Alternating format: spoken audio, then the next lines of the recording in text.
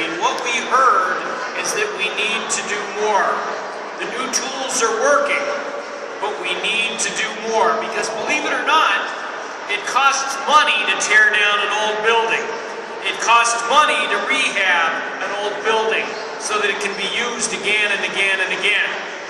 In addition to fighting blight and revitalizing older communities, the legislation that we're now working on will spur private sector job creation in these troubled older communities. Backhoe operators, crane operators, carpenters, plumbers, roofers, anyone involved in building demolition or rehabilitation could benefit from this legislation. Just talk about one of the bills that's now beginning to move forward. This committee is now taking an active look at the statewide housing trust fund.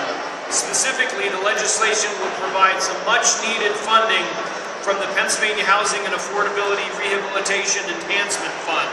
Currently, many of you in the active Marcellus Shale counties have started to see the benefits of the Housing Trust Fund just over the past year. The committee that I chair will be holding a public hearing on this topic on June 11th, so that we can all learn more. Our goal with the new legislation is to provide $25 million for the statewide Housing Trust Fund. I look forward to working with all of you to make this happen. Again, thanks for having me.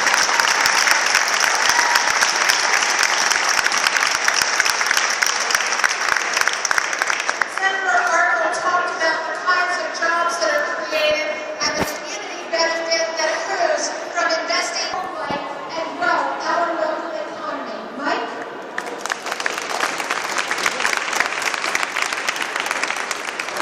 Thank you, Liz. You stole my thunder. Good afternoon, Pennsylvania. To fill the need for affordable housing, tax credits are a crucial piece of the complex financing that encompasses affordable housing. Without these tax credits, our families will struggle. In fact, you know the statistics, they are struggling already. Statewide rent-burdened households have jumped 15% in the last 5 years. Nearly 70% of all renting families who make less than 30. Building communities and making homes affordable. The second reason is to expand the Neighborhood Assistance Program, which is a tax credit program that's been around for 35 years. And there's a few important things we want to do with this expansion. One is we want to provide housing assistance for vulnerable people like homeless or veterans facing homelessness. Many of our veterans have served the nation either experience or threatened with homelessness. And we also want to create an affordable housing tax credit that would enable private developers and not-for-profits to provide more homes. So at this time, I would like to introduce to you Julie Schnapp, who is herself a veteran who has served this country, to tell her story about how she overcame homelessness. Julie?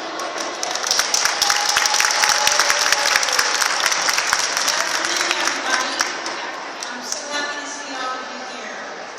I'm coming to you today to offer some few words from a veteran. I was homeless.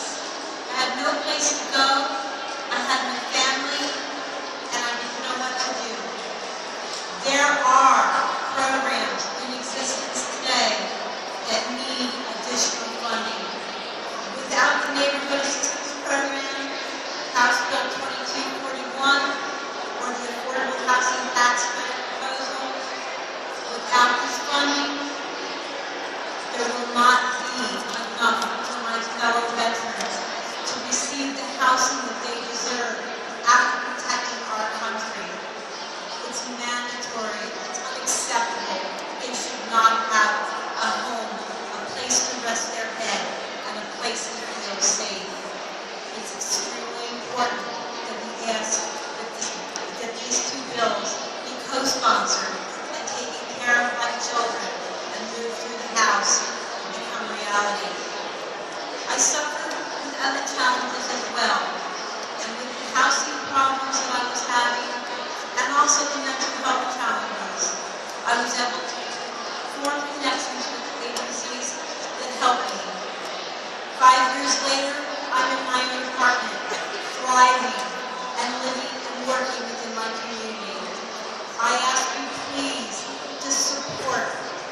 these two initiatives and carry through and provide funding